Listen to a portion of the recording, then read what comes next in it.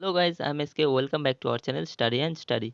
जैसे कि मैंने पिछले वीडियो में कहा था कि मैं इस वीडियो में एक लॉन्ग टाइप क्वेश्चन सॉल्विंग के साथ फॉरफीचर एंड री इशू से जो भी डाउट रह गया है वो क्लियर करूंगा। तो इसीलिए 55 नंबर क्वेश्चन को सॉल्व करेंगे। इस क्वेश्चन को मैं दो तरह से सॉल्व करूंगा। पहले तो जैसा है वैसे ही सॉल्व कर लेते हैं। तो पढ़ लीजिए क्या है। CC company limited issued 30,000 shares of ₹10 पर share at a premium of ₹5 पर शेयर। तो CC company limited 30,000 share issue कर रहा है जिसका फेस वैल्यू है 10 रुपये और प्रीमियम है 5 रुपये। तो एक शेयर का वैल्यू हो गया 15 रुपये करके। Payable as follows. तो ये 15 रुपये कैसे देना है। ऑन एप्लीकेशन ₹4, एप्लीकेशन के जरिए 4 रुपये प्रति share. On allotment including premium ₹7। तो अलॉटमेंट के जरिए 7 रुपये प्रति शेयर जिसमें से प्रीमियम है 5 रुपये और फेस वैल्यू का है 2 रुपये। On call ₹4। तो कॉल के जरिए 4 रुपये प्रति शेयर। तो ये 3 इंस्टॉलमेंट में ये 15 रुपये देना है। Applications were receipt for 30,000 shares only. तो एप्लीकेशन 30,000 शेयर के लिए आया है। One share holder holding 1,000 shares fail to pay the allotment money. तो एक शेयर होल्डर 1,000 शेयर्स का अलॉटमेंट मनी नहीं दे पाया। On the subsequent failure to pay the call money. तो वो कॉल मनी भी नहीं दे पाया। The shares allotted to him were forfeited. तो अलॉटमेंट और कॉल मनी नहीं दे पाने की वजह से उसका शेयर फॉरफिट किया गया। Other than that all amounts were duly receive. तो इस 1,000 शेयर्स का छोड़कर बाकी शेयर्स का पैसा मिल गया है। This forfeited shares were reissued at ₹9 each. तो ये जो 1,000 शेयर को फॉरफिट किया गया है वो रीइशू किया जा रहा है 9 रुपये प्रति शेयर। ठीक है, तो इसका सॉल्व देख लेते हैं। ये जो क्वेश्चन है वैसे ही सेम क्वेश्चन मैंने आपको करवा दिया है, बस इसमें फॉरफीचर एंड रीइशू नया है। तो इसलिए कॉमन एंट्रीज मैं आपको 1 बाय 1 बता के अमाउंट क्या होगा ये दिखाऊंगा और फॉरफीचर एंड रीइशू के एंट्री करके दिखाऊंगा। ठीक है, तो देखिए सबसे पहले तो एप्लीकेशन मनी रिसीव हो रहा है इसलिए जर्नल एंट्री हो जाएगा bank account debit to share application account. Bank account debit होगा क्योंकि कंपनी के पास पैसा आ रहा है। ठीक है, तो एप्लीकेशन आया था कितना शेयर का, 30,000 शेयर का, और पर शेयर एप्लीकेशन मनी है 4 रुपीज़। तो ये आ जाता है 1,20,000 अमाउंट पे। इसके बाद एप्लीकेशन मनी को शेयर कैपिटल में ट्रांसफ़र करना होता है। तो यहाँ पे 30,000 शेयर को ही अलॉट किया गया तो इसके लिए जर्नल एंट्री क्या हो जाएगा, share application account debit to share capital account. तो अमाउंट वही आएगा 1,20,000, 1,20,000। इसके बाद अलॉटमेंट मनी को ड्यू करना होता है। इसके लिए जर्नल एंट्री क्या होता है, share allotment account debit to share capital account. पर यहाँ पे अलॉटमेंट के साथ प्रीमियम है इसलिए जर्नल एंट्री थोड़ा चेंज होगा। इसलिए जर्नल एंट्री क्या हो जाएगा, share allotment account debit to share capital account to securities premium account. मतलब प्रीमियम का जो अमाउंट है वो सिक्योरिटीज़ प्रीमियम अकाउंट में दिखाना होगा। तो अमाउंट देख लीजिए क्या हो जाएगा, ये 30,000 शेयर है और अलॉटमेंट मनी है 7 रुपये पर शेयर। ये आ जाता है 2,10,000। यहाँ पे आ जाएगा फेस वैल्यू का 2 रुपये कलेक्ट हो रहा है अलॉटमेंट के जरिए। यहाँ पे आ जाएगा 60,000 और प्रीमियम था 5 रुपये पर शेयर। तो ये हो जाता है 1,50,000। तो हो गया 2,10,000, 2,10,000। ठीक है, इसके बाद अलॉटमेंट मनी रिसीव होगा। अलॉटमेंट मनी अगर फुल रिसीव होता है तो इसके लिए जर्नल एंट्री होता है bank account debit to share allotment account. और अगर कुछ शेयर का पैसा नहीं मिलता है तो वो कॉल्स इन एरियर अकाउंट बोल के दिखाना होता है। तो बैंक अकाउंट डेबिट जितना मिल जाता है, calls in arrear account debit जितना नहीं मिलता है, और टू शेयर अलॉटमेंट अकाउंट। ठीक है, तो बैंक में अमाउंट क्या हो जाएगा, पहले कॉल्स इन एरियर में देख लीजिए। कॉल्स इन एरियर कितना था, 1,000 शेयर का। 1,000 शेयर का अलॉटमेंट मनी नहीं दे पाया है। अलॉटमेंट मनी कितना करके था, 7 रुपये करके। तो ये आ जाता है 7,000। तो यहाँ पे कितना शेयर का आ जाएगा, 29,000 का, क्योंकि 30,000 से 1,000 घटा दो तो आ जाता है 29,000 इंटू 7 इक्वल टू 2,03,000 और यहाँ पे 2,10,000 अलॉटमेंट में जितना आया था। ठीक है, इसके बाद कॉल मनी को ड्यू किया जाएगा। इसके लिए जर्नल एंट्री क्या हो जाता है, share call account debit to share capital account. इसमें अमाउंट क्या हो जाएगा, 30,000 है नंबर ऑफ शेयर और पर शेयर कॉल मनी है 4 रुपये, तो ये आ जाता है 1,20,000। ठीक है। अब कॉल मनी रिसीव होगा, तो अगर हर शेयर का कॉल मनी मिल जाए तो इसके लिए जनरल एंट्री होता है bank account debit to share call account. पर अगर कुछ शेयर होल्डर कॉल का पैसा नहीं दे पाता है तो वो call in arrear account debit करके दिखाना होता है। यहाँ पे भी 1,000 शेयर का कॉल मनी नहीं मिला था तो वो कॉल इन एरियर अकाउंट में दिखाना है। ठीक है, तो अमाउंट देख लीजिए क्या हो जाता है, 1,000 शेयर का कॉल मनी नहीं दे पाया और कॉल मनी था पर शेयर 4 रुपये, तो यहाँ पे आ जाएगा 4,000।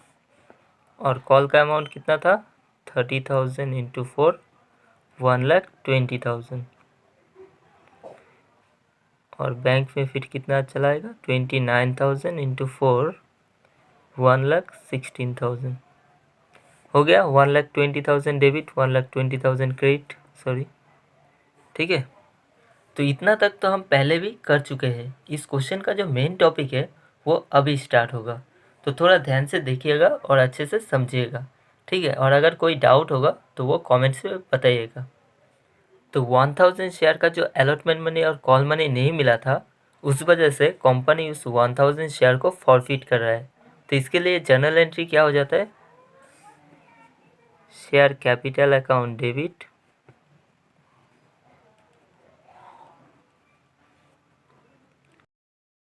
शेयर इशू के वक्त शेयर कैपिटल अकाउंट को क्रेडिट करते थे, जैसे share application account debit to share capital, share allotment account debit to share capital, share call account debit to share capital account. पर यहाँ पे फॉरफिट करने की वजह से शेयर कैपिटल अकाउंट को डेबिट किया गया। ठीक है, और 2 करके जो अमाउंट फेल किया है, तो अलॉटमेंट मनी पे करने में फेल हुआ है तो शेयर अलॉटमेंट अकाउंट, और क्या फेल किया है, कॉल, तो शेयर कॉल अकाउंट। और जो बैलेंस मतलब उस शेयर होल्डर ने जो पे कर दिया था वो शेयर फॉर फ्यूचर अकाउंट में रहेगा, शेयर फॉर फ्यूचर अकाउंट। ठीक है, अभी आप सोच रहे हैं शायद कि यहाँ पे मैंने इतना सा स्पेस क्यों छोड़ा है। यहाँ पे इतना सा स्पेस छोड़ा है क्योंकि यहाँ पे भी और एक चीज़ आएगा। मैंने आपको बताया था कि अगर शेयर प्रीमियम में इशू हो रहा है और प्रीमियम जिस इंस्टॉलमेंट के साथ रिसीव हो रहा है उस इंस्टॉलमेंट अगर शेयर होल्डर फेल करता है तो सिक्योरिटीज़ प्रीमियम अकाउंट डेबिट करके होता है। ठीक है, तो यहाँ पे शेयर अलॉटमेंट फेल किया है तो अलॉटमेंट के साथ प्रीमियम था तो वो सिक्योरिटीज़ प्रीमियम डेबिट होगा, सिक्योरिटीज़ प्रीमियम अकाउंट डेबिट। अभी अमाउंट देखिए, शेयर कैपिटल में जो अमाउंट आता है वो कॉल्ड अप वैल्यू आता है और यहाँ पे फुल्ली कॉल्ड अप था, मतलब जितना भी इंस्टॉलमेंट था वो कॉल किया गया था। तो यहाँ पे क्या हो जाएगा, 10 रुपये। ठीक है, और प्रीमियम कितना करके था, 5 रुपये पर शेयर। अलॉटमेंट मनी था 7 रुपये पर शेयर, कॉल मनी था 4 रुपये पर शेयर। और फॉरफीचर में कितना आ जाएगा देख लीजिए, यहाँ पे डेबिट कितना हो गया, 10 और 5 15, और यहाँ पे क्रेडिट हुआ 7 और 4 11, तो 15 में से 11 घटा दो तो आ जाते 4। और आप ऐसे भी देख सकते हो कि यहाँ पे 3 इंस्टॉलमेंट था, एप्लीकेशन के जरिए 4 रुपये, अलॉटमेंट के जरिए 7 रुपये और शेयर कॉल के जरिए 4 रुपये। तो वो शेयर होल्डर ने अलॉटमेंट मनी और कॉल फेल किया तो क्या दिया था, एप्लीकेशन दिया था, तो एप्लीकेशन मनी कितना करके था, 4 रुपये पर शेयर। ठीक है, तो अभी देख लीजिए कुल कितना आ जाता है, 1,000 into 10, 10,000, 1,000 into 5, 5,000, 1,000 into 7, 7,000, 1,000 into 4, 4,000, 1,000 into 4, 4,000। एक बार देख लीजिए, 15,000, यहाँ पे भी 15,000। ठीक है, ये अलॉटमेंट और कॉल मनी में जो अमाउंट आया 7,000 और 4,000, ये आप इधर भी देख सकते हो कि कॉल में कॉल सिनेरियर कितना था, 4,000, और अलॉटमेंट में कितना था 7,000। ठीक है, वही इधर है 7,000 4,000। ठीक है, अब नरेशन देख लीजिए। Being 1,000 shares forfeited for non-payment of allotment and call money as per board's resolution number dated। ठीक है, इसके बाद कंपनी उस 1,000 शेयर्स को फिर से री इशू कर रहा है। ठीक है, तो इसके लिए एंट्री हो जाता है bank account debit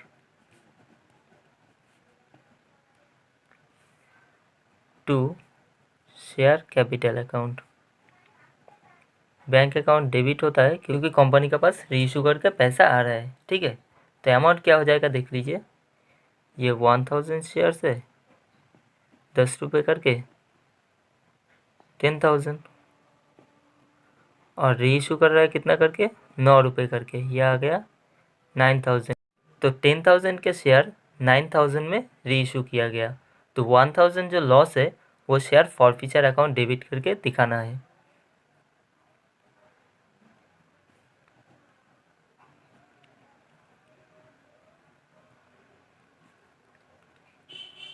$1,000।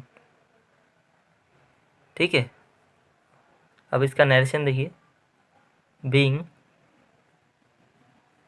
1,000 forfeited share reissued at rupees 9 each as per board's resolution number dated। ठीक है, सॉरी मैंने उठाना भूल गया था, देख लीजिए। तो री इशू करने के बाद उस शेयर्स का रिलेवेंट जो प्रॉफिट रह जाता है वो कैपिटल रिजर्व में ट्रांसफ़र करना होता है। तो यहाँ पे प्रॉफिट कितना है, पहले तो फॉरफीचर करके कंपनी का बस 4,000 रुपीज़ रह गया था, मतलब 4,000 प्रॉफिट हुआ था। उसके बाद लॉस हो गया 1,000 रुपीज़, तो प्रॉफिट कितना हुआ 3,000। ये 3,000 रुपीज़ को कैपिटल रिजर्व में ट्रांसफ़र करना होगा।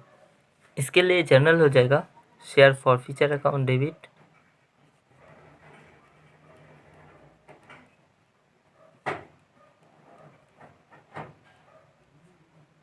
To capital reserve account.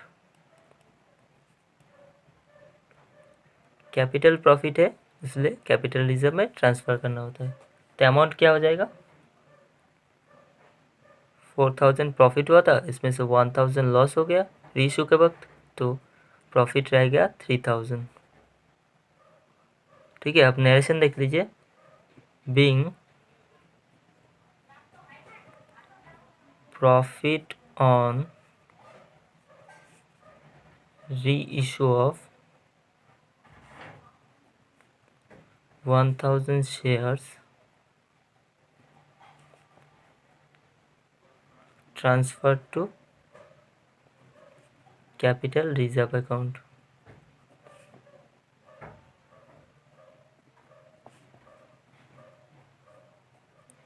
यहाँ पे जितना शेयर्स फॉरफिट किया गया था उतना ही री इशू किया गया, तो इसलिए कैपिटल रिजर्व का जो अमाउंट है वो बहुत इजीली निकल गया। वीडियो का स्टार्टिंग में ही मैंने आपको कहा था कि मैं इस क्वेश्चन को थोड़ा मॉडिफाई करके भी कराऊंगा। अभी तक फॉरफीचर से जितना भी क्वेश्चन किया है वहाँ पे सब इंस्टॉलमेंट के लास्ट में ही शेयर फॉरफिट हो रहा था। अभी हम ऐसे क्वेश्चन करेंगे जहाँ पे कॉल मनी ड्यू होने से पहले ही अलॉटमेंट मनी फेल किया हुआ शेयर्स फॉरफिट किया जाएगा और फिर कॉल मनी ड्यू किया जाएगा। ठीक है, तो क्वेश्चन को थोड़ा पढ़ लीजिए। तो क्वेश्चन तो वही है, मैं एडजस्टमेंट से थोड़ा आपको समझा देता हूँ। Applications were received for 30,000 shares only. 30,000 issue के लिए इन्वाइट किया है, 30,000 शेयर का ही एप्लीकेशन आया है। 1 share holder holding 1000 shares fail to pay the allotment money. तो एक शेयर होल्डर है जिसके पास 1000 शेयर्स है और वो अलॉटमेंट मनी पे करने में फेल हो गया। हिज शेयर्स वर फॉरफिटेड, तो उनका शेयर फॉरफिट किया गया। तो 1000 शेयर का जो अलॉटमेंट मनी नहीं दे पाया उस शेयर होल्डर का शेयर्स फॉरफिट किया गया। देन कॉल मनी ड्यू, तो उसके बाद कॉल मनी ड्यू किया गया। 1 share holder holding 500 shares fail to pay the call money, तो और एक शेयर होल्डर है जिसके पास 500 शेयर्स है और वो कॉल मनी नहीं दे पाया। हिज शेयर्स ऑल्सो फॉरफिटेड, तो उनका भी शेयर फॉरफिट किया गया। तो यहाँ पे 2 बार फॉरफिचर का एंट्री होगा क्योंकि अलॉटमेंट के बाद एक बार फॉरफिट किया जा रहा है और एक बार हो रहा है कॉल के बाद। ठीक है। This 500 shares reissued at ₹9 each as fully paid, तो ये जो 500 शेयर कॉल मनी देने में फेल हुआ है उस 500 शेयर्स को री इशू किया गया ₹9 प्रति शेयर। ठीक है। तो अभी इसका सॉल्व देखते हैं। तो चलिए अब क्वेश्चन को सॉल्व कर लेते हैं। तो एप्लीकेशन मनी रिसीव होने से लेकर अलॉटमेंट मनी रिसीव करने तक जर्नल एंट्रीज तो एकदम सेम ही है। उसके बाद एक शेयर होल्डर जिसने 1000 शेयर का अलॉटमेंट मनी नहीं दे पाया उसका शेयर फॉरफिट किया जाएगा। तो इसके लिए जर्नल एंट्री क्या है ये तो मैंने आपको दिखाई दिया है, बस अमाउंट पे थोड़ा चेंजेस आएगा वो मैं अभी आपको दिखाते जाऊँगा। तो शेयर फॉरफिट करने के लिए जर्नल एंट्री क्या हो जाता है, share capital account debit, securities premium account debit, क्योंकि अलॉटमेंट के साथ प्रीमियम था और वो शेयर होल्डर ने अलॉटमेंट फेल किया है। मैंने आपको बताया था कि प्रीमियम जिस इंस्टॉलमेंट के साथ कलेक्ट हो रहा है अगर वो शेयर होल्डर उस प्रीमियम को देने में फेल हो जाता है तो सिक्योरिटीज प्रीमियम अकाउंट डेबिट करके दिखाना है। 2 शेयर अलॉटमेंट अकाउंट, अलॉटमेंट के द्वारा जितना अमाउंट फेल किया है। 2 शेयर फॉरफिचर अकाउंट, जितना दे दिया है। अभी अमाउंट थोड़ा देख लीजिए। शेयर कैपिटल अकाउंट में मैंने आपको बताया था कि यहाँ पे कॉल्ड अप वैल्यू आता है। कॉल्ड अप वैल्यू मतलब क्या, जितना कॉल किया गया है, और यहाँ पे अभी तक कॉल मनी को ड्यू नहीं किया गया है। तो 10 रुपये करके शेयर का फेस वैल्यू था और 4 रुपये करके कॉल अभी तक नहीं किया है। तो कितना करके कॉल हुआ, 6 रुपये करके। ठीक है।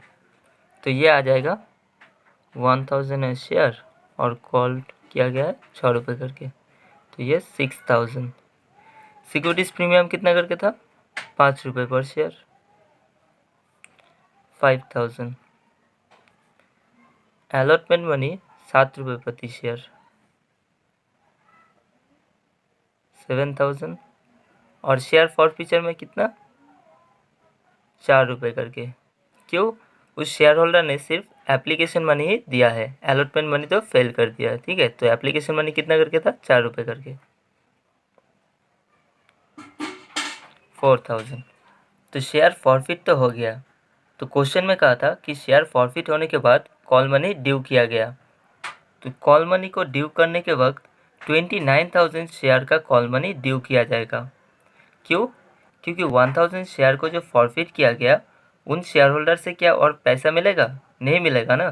तो 30,000 से 1000 घटा दो तो आ जाता है 29,000। 29,000 है नंबर ऑफ शेयर और पर शेयर कॉल मनी है 4 रुपये। ये आ जाता है 1,16,000।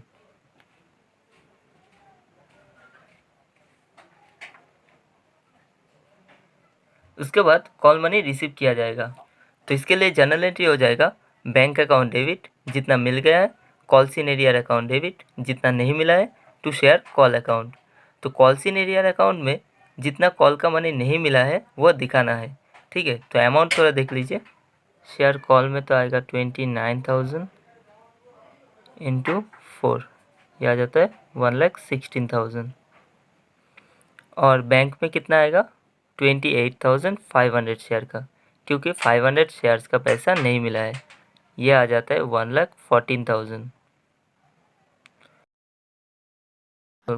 और 500 शेयर्स का कॉल नहीं मिला है, ये आ जाता है 2,000। तो हो गया 1,16,000 डेबिट, 1,16,000 क्रेडिट। उसके बाद कंपनी ने 500 शेयर्स का जो कॉल मनी नहीं मिला था उस शेयर को भी फॉरफिट कर लिया। तो इसके लिए जर्नल एंट्री होगा share capital account debit, to share call account, to share forfeiture account.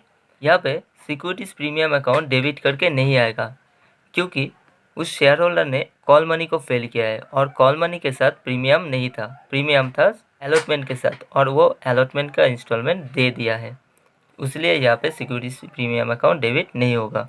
तो शेयर कैपिटल अकाउंट में मैंने आपको बताया था कि यहाँ पे कॉल्ड अप वैल्यू आता है।